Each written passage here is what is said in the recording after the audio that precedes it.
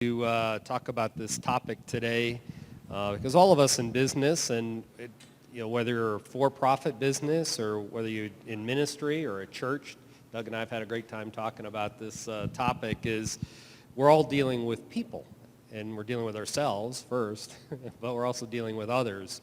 And there's this spectrum of how we manage ourselves, how we manage our business, how we interface with the people who work in our business. And even if you don't own a business, you're still working around people, and you may have people who work for you or you're interfacing with folks. But as a Christian, Doug and I talked about how there's this wide spectrum of, well, Jesus granted us a lot of grace, but at the same time there was a responsibility to produce and to be excellent in what we did. You had to perform. In fact, as we read Scripture, both Old Testament and New Testament, a lot of that has to do with the proof of our obedience, and the proof of our walking with God is fruitfulness. And so what's the balance? How do we balance that out? Well, you're always going to have some sort of people problems. I don't care who you are or where you are, you're going to run into people every single place that you go and every single thing that you do. You're going to have problems with employees. How many have problems with employees? Ever? You have problems with clients. I know Dale Carnegie says, the customer's always right, but what if the customer's not right? You run into that as well. You have colleagues, coworkers.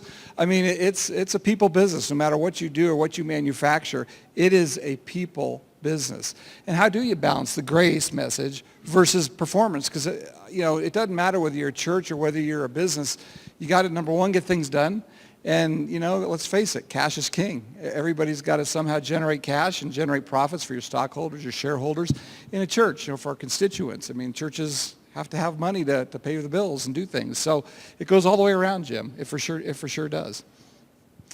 Well, what we've done is we tried to divide it up, and we arm wrestled. And I don't remember if I won or lost, but I'm going to tackle the performance side. All right. And Doug has some notes on the grace side, but I think we also wanted to there's some questions at the table. Yeah. So we'll go through this just a little while, and then we'll let you guys, come up with some examples of yourselves. Jim, maybe you want to even start with the first question. Can demanding excellence or performance coexist with grace in the workplace?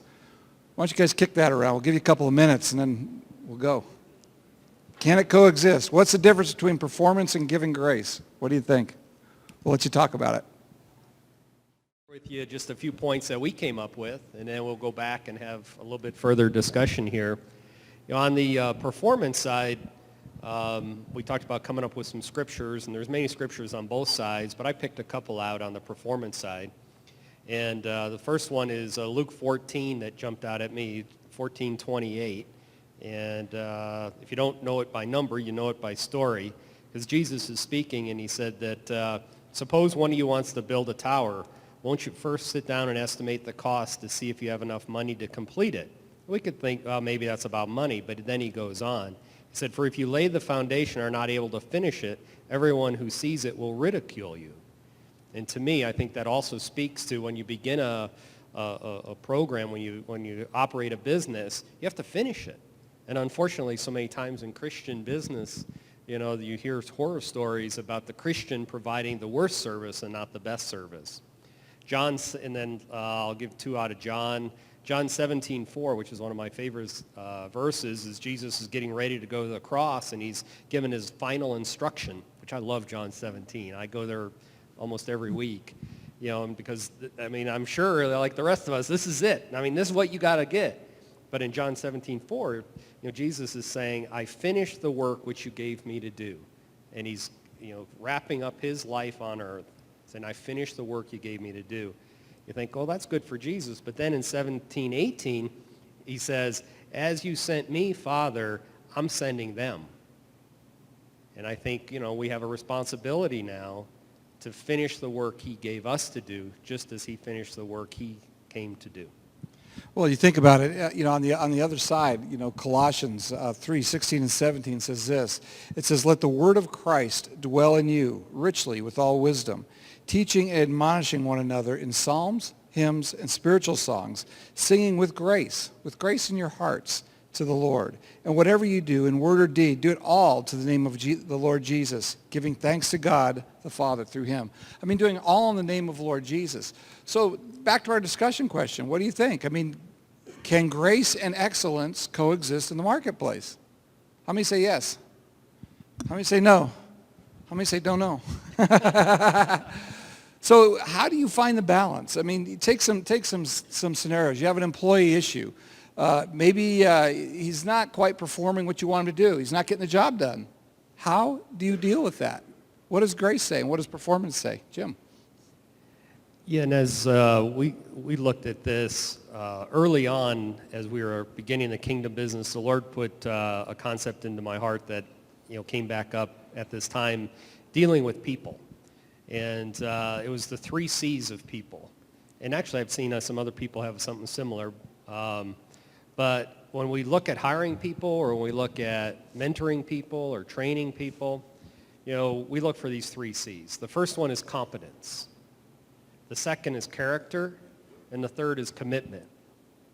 And it's kind of like a triad in that if any one of these areas is weak, then it creates problems. And so what I've done is I kind of looked at these and then I tried to find a model, Doug. Yeah, and the best model I could find is that if we look at Israel's exodus out of Egypt into the promised land, in some ways that's like a family business. And so I started to look at that as, well, what did God himself say was acceptable behavior and not acceptable behavior for the family-run business? And, there's some other examples here, but the one that I picked up on after Jason's talk this Sunday was this Red Sea experience when the Israelites leave Egypt finally and are at the Red Sea. And the model that's there is, at first, there's the aspect of God said, stand still. Moses said, stand still and watch God be God. And that's an important piece that we're going to come back to. But if you think about it, how they got to that place is they had to be obedient and they had to take action. They had to go. They had to leave. They had to be obedient to an organization, to a leader. Well, and interesting about that story is, God told him, he said, okay, Moses, here's what you're going to do. Take the children of Israel, go over and camp here, and while you're there, the Egyptians are going to come get you. He told them exactly what was going to happen. So what happens when the Egyptians come and get them? This is always funny to me. They're coming rolling and all the chariots, everything's coming rolling down the hills, down to the valley. And what does Israel do? They panic. What's Moses do? He panics. He throws his rod in the air or whatever. And God, help us, we're going to die. And God says, what are you doing? What are you doing? Why don't you go across the Red Sea? Because that's what I'm going to do. And, okay. He stretches his rod and goes across, the rod of authority to go across. So on the one hand, when it comes to performance, there is a step of authority that needs to be taken. And you've got that employee situation. Sometimes you have to step in with authority. Sometimes you have to step in with understanding and say, you know what? Okay, I get it. Let me help your unbelief. I mean, even the man coming to Jesus said, Lord, help my unbelief. Help me where I'm failing. And sometimes with an employee situation, a difficult employee situation, you have to come in and say, let me help you here. Let me teach you. Let me show you. I believe you have the competence because I wouldn't have hired you. Right. But now we've got this character issue. And, you think about character, I think about the NFL. I don't know if you're football fans at all. One of the things they really look for, these young kids coming out of college, is character. But, it's not just about you can catch the ball anymore. It's about we don't want you doing drugs. We don't want you to get you a DUI. And case in point last week is Johnny Manziel. He goes to rehab. Right. Look what happens. He's benched. Right. After he shows up with liquor. Yeah, and I think when we go back to even looking at further evidence in the Exodus is I've brought out some examples. I mean, there are unacceptable things to God, and I think there has to be a line unacceptable in our organizations. And some of those that I picked out were that I call it disloyalty or rebellion. That really touches upon that commitment part. And there's plenty of examples, but, the rebellion against Moses, and God dealt with that in a very severe way. So, and part of that is when we look at, there are minor impacts and major impacts based on, problems of performance. And what I look for is in whatever we're dealing with, the first question is, does it harm the mission? Because if there's somebody who comes in late and, it's kind of an annoyance, it has some other aspects to it, but it's like, does that really harm the mission? Probably not. But on the other hand, if somebody is out doing their job with a client and they do it poorly time after time, or if they do something illegal or something in that manner, then one would say that that is harmful to the mission itself. And it'd be like in the military. You could do some things, but if you get in the way of the mission, then you got to go off to the side. Yeah, and that's crucial. And so how do you articulate those lines? Look, here's the line, don't cross this.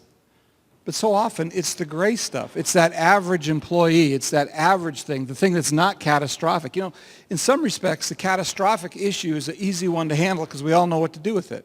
Right. But what do you do? Good. You just didn't quite get it done. Yeah. That's right. Yeah, it's the middle ground ones Yeah. that are the more difficult ones. So along those lines then is, regarding character, which you've brought up, throughout Exodus and in our own workplace, you probably see the same thing I do, is that, what about constant complaining? I love the story of the quail. I try to use that in my business sometimes, constant complaining. Here's a bunch of quail, and, they eat so much that they're done.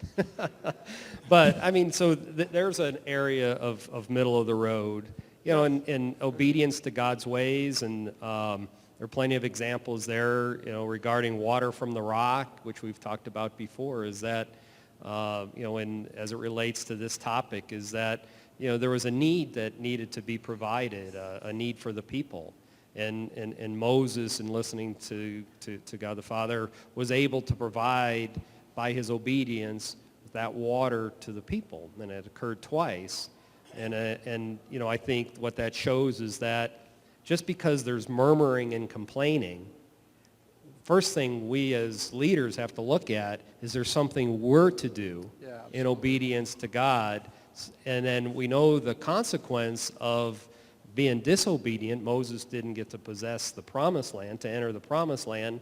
And primarily it appears when you read the scriptures because he took away a chance for the people to glorify God. And so what we need to look for in these situations is this an opportunity for God to be glorified through my obedience to him?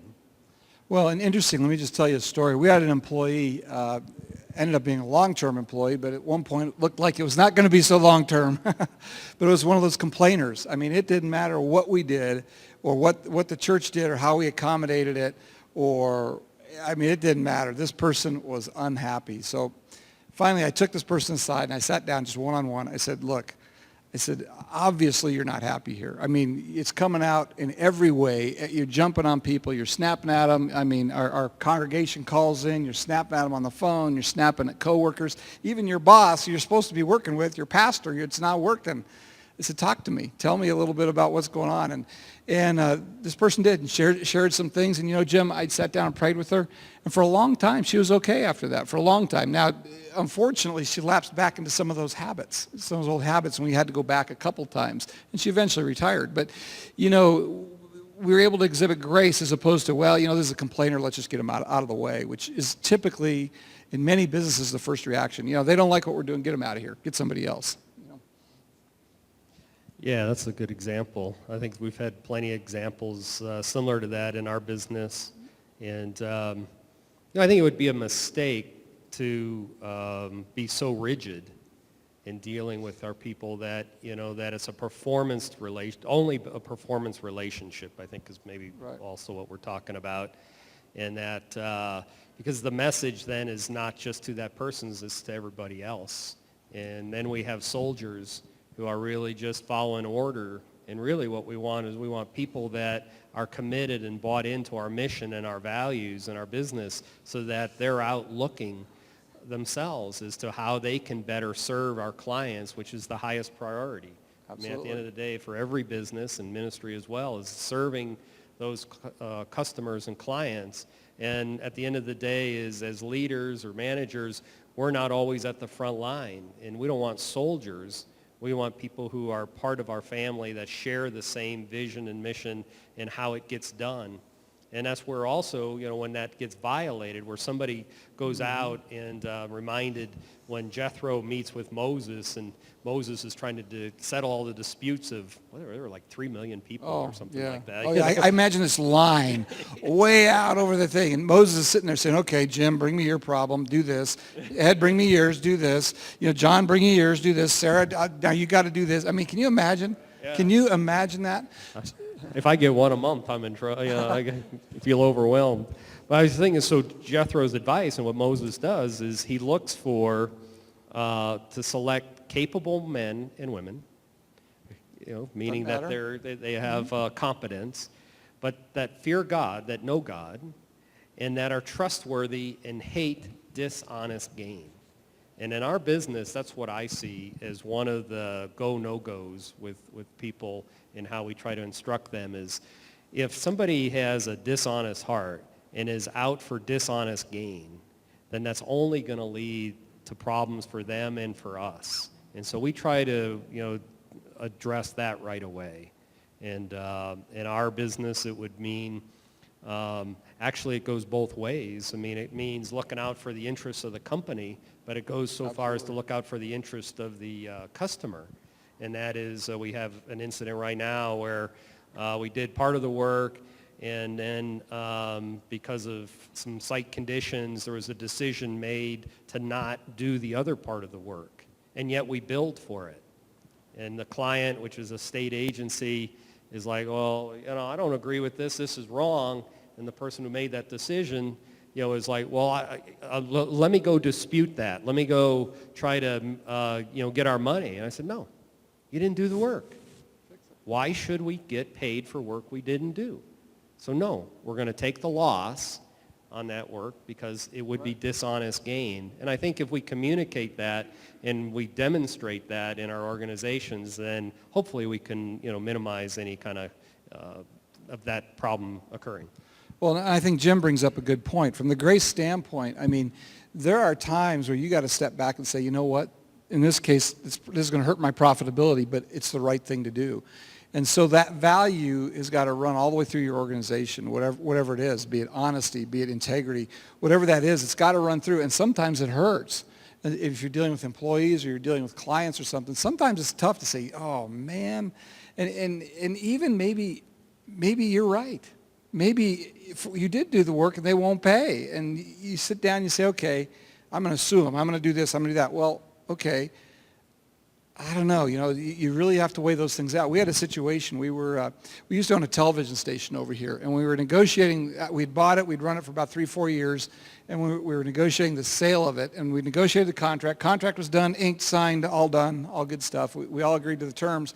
And we got about a month into getting that deal closed, and the guy we were selling it to said, you guys are cheating me, and da-da-da-da-da. And we were not. It was clearly written in the contract. We were right. But he was now lodging an accusation against us, saying, you guys aren't treating me right, and you owe us this, that, and the other thing. And I remember I talked to our board. I said, here's what he's saying. I said, clearly we're in the right. We were 100% in the right. What do you want me to do? And they said, well, why don't you do this? They said, stand your ground for a bit, and let's just see how far he pushes it. So we did. We stood our ground and pushed it. And when we finally got to a point where he finally came forward after about a month of this, and I mean, he was calling me at home at 10 o'clock, yelling, screaming. After about a month of this, he finally said, you know what? I re-looked at this, and we were praying. He said, you guys are right. And you know what we did then? We said, okay, now we can extend grace to you. We understand your point. We understand what you're trying to do. We will go ahead and modify the contract to fit that because it doesn't hurt the church, didn't hurt us at all, didn't hurt what we were doing, but we'll modify it for you.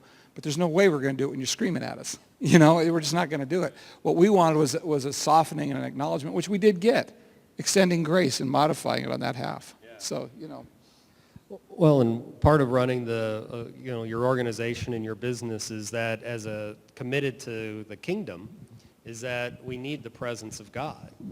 And one of the other main areas that, we assess is that not only does it harm the mission, but does it produce order or disorder? Because at the end of the day is, much like in a church, we were just talking about that, is that if there's a personality that brings disorder and it brings conflict, then the presence of God doesn't exist in the midst of conflict and disorder. God's Spirit is a spirit of order and peace. And so we have to then look into that situation, and we've had people through the 15 years we've had our business that, we've mentored and we've brought these things up to them. And then it's up to them whether they want to respond or not. And we know that in other industries, or maybe even in other companies, that behavior wasn't necessarily as big of a deal as it is in our business. But so I look out for, does it harm the mission? Does it produce order or disorder? And we try to deal with that. And if it's a constant produces disorder, that's not an acceptable situation. Another one is, does it compromise the values? Because as we all know, that even in our own walk, it's not what we say, it's what we do. I'm trying to think of the way it's worded, but we worship what we serve. Mm-hmm. And if you think about it, there's a lot of people who speak about what they worship, but at the end of the day is what we're actually doing in serving. That's who reality is, who we're worshiping. And so we look for, we have a very clear set of values, and we communicate those values. And, I would encourage you to make sure you have a clear set of values. But if somebody is constantly going beyond those values, compromising those values, we have to address it, and we have to implement it. But the problem with extending too much grace mm-hmm. is that now all of a sudden it's a situational values company. That's right.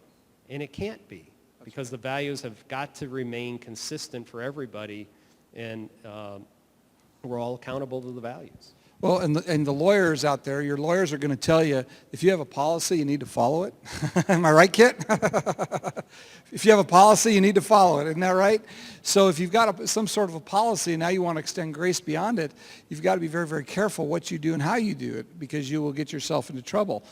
Maybe the policy needs to be looked at and changed. Maybe it's not the right policy, or I don't know if you're like us, but typically, when I came on staff at Faith Bible Chapel, we had 4 computers, and there were 5 full-time people and like 3 or 4 part-time people. That was a long, long time ago. We now have over 250 employees and over 400 machines, computers around here, and I have no idea, people are coming and going constantly around here. So, it's very important. As you grow, some of those policies have to be in there. But the ones we started with don't really work now. We've had to modify and change and update and go, well, that's not going to work. It worked when we had 4. It doesn't work when you got 200. Right. It doesn't work anymore. Right. So that is part of that as well. The other thing I think to think about is that average employee. So often we spend so much time working on an employee who's just average. He does just enough. 5 o'clock comes, he's out the door. You need him to stay till 5:30 and get that job done, but he ain't going to touch it till tomorrow morning. You needed it at 6 o'clock tonight. Yeah. Especially if you're a business owner or a person with a key interest in the business, it's got to get done. So how much time do you spend with that average employee? John Maxwell will tell you, we spend so much time talking about our weaknesses and trying to improve what we're not good at. He says, you can improve some of those. He says, you can spend a lot of time working on them. And if you picture a number line in your head, you're going to move your weaknesses a little bit, a little bit, you're going to move it. He said, but if you take more time and work on your strengths, you're going to move that a lot because you're good at it, you like it, you enjoy it. That you can move a lot, which will also help you offset your weaknesses. And, of course, surround yourself with people that can supplement and take care of your weaknesses, people that are better than you, because they'll make you look great. Right. And I think, as I would close, the points that I was going to make and, along those lines is that if we focus on the strengths of the individual, we should also focus on the strengths of the organization. Absolutely. And as I rethought through this is that as we started this, there's a requirement to produce and be fruitful. When we think about this, Absolutely. Is that when we make a decision to enter into and start an organization or manage an organization, God is holding us accountable for performance. If we look at the parable of the talents, or if we look at the parable of the sower, and the following kind of assessment of that, Jesus taught that Whoever has will be given more, and whoever doesn't have even what he has will be taken back. And I think that in business, even, as we have to look at our own hearts, sometimes we operate more on a grace basis than we do a performance base. And what this, thinking about this, getting ready for this talk, has really encouraged in me is that in an organization, we need to set up those measurements as to what we're going to be fruitful in. And I'm not saying that this week or this month or even this year you're going to produce, an abundance of fruit.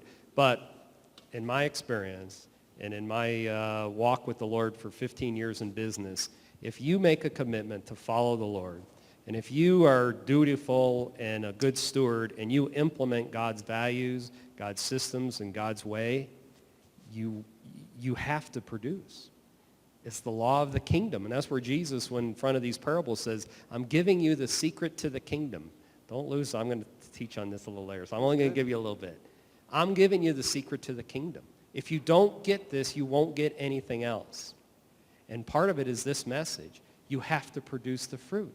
But again, it's not us in producing. It's aligning ourselves, aligning our values, aligning our company and our missions with God's way, which includes grace. But when grace gets to the point that it takes away from the mission, as a steward, as a manager, we're responsible to put the organization back on track. We do it with love, but we do it with a sense of urgency and responsibility. Because if we don't, then Jesus is clear, is that it's going to be taken away and it's going to be given to somebody else. And it's not that I'm competing with Jim or Terry. I mean, we're competing within the kingdom to glorify God and get his kingdom established. So don't confuse it with the fact that we have to be so good and we have to, it's a spirit of lack or understanding of lack. The kingdom is about an abundance. And he's just looking for people who will live his way. And then there's plenty for us there. But if we're not fruitful in what we're doing now, I think, part of this has to look back as maybe we're too difficult. Jesus said, don't lord it over your people. It could be that we're too difficult on our people, but it could be that we're too light on our people. And, the organization is just kind of there. It's not committed to its mission and values. Well, clear expectations, Jim, are crucial. I mean, you're exactly right. Because, let's face it, if the organization doesn't succeed, all these folks are out of jobs. They're out of jobs. They're not working. And that's not good either. I mean, they're here to work. I remember one time I think when we started the daycare years ago, Pastor George said, I just love creating jobs. I love getting people to work. I just love seeing that industry and things going. And that's kind of what you're saying, is that exactly, we have an obligation to our staff. We have an obligation to our constituents, to our clients, whoever they are, to take care of them and to do those sorts of things. But you got to be fruitful because, like I said at the beginning, if you don't have the cash, you can't be fruitful. You're going to be in trouble. You're not going to be able to do some of those things. So, interestingly enough, if you've been watching television, how many see that first bank commercial with the kid with the selfie stick, taking pictures of himself in front of the computer, the millennial? Anybody dealing with millennials? I have 3. my daughter and my son are at the very front edge of the millennials, and my younger son's at the back end, and so I'm kind of dealing with this whole thing. But, you all sit back and go, okay, do they want to work? Back to what you were saying. Do they want to work? Will they work? What do they like? What is it? And trying to figure that whole thing out, and how much grace do you extend on Cyber Monday? Or during March Madness, how much grace do you extend to that millennial sitting there? There's a point, and yet there's also a point where you got to say, we got to get the job done and bringing that value home, because part of it is training that younger generation. We have an obligation to pour into them, to teach them, there is a value to hard work. There is a value to pulling things out. And you can read all the surveys and stuff, well, they're not motivated by money or they're not this or whatever, but you know what? Bottom line is this. There's a value to putting things together. And there's a value to making it work. And come on, join the team. Get with us. We need you to pull your weight. We need you to pull your weight. So it's crucial. So I guess that question comes down to, and you can talk about this when we close, is, to you, what is grace? What is grace in your workplace? And how does it work for you? And what is grace versus the performance? Because they're both critical components of your organization. Yeah, and we should, close and allow you guys to talk about this before you leave. But, going back to the grace side, and I need to do this more, something I'm going to commit to doing. But, for our people, how powerful, would it be, and maybe implicitly we communicate these things, but I don't know explicitly I ever do. But what jumped out at me as I prayed about this is, what if we just, spoke to our people and said, we believe in you. Mm-hmm. We believe in you as a person. We believe in what you're doing. We believe God made you and he gave you great gifts, and we want to see you use those. Absolutely. And, we believe God is for you. So, yeah, sin no more. Forget about that thing. That's right. Move forward. Yeah. Move forward. Well, good. So we'll give you a chance to take a look at those discussion questions. In particular, what is grace in your business? Has it gone too far, or has it not gone far enough? And I love what Jim just said.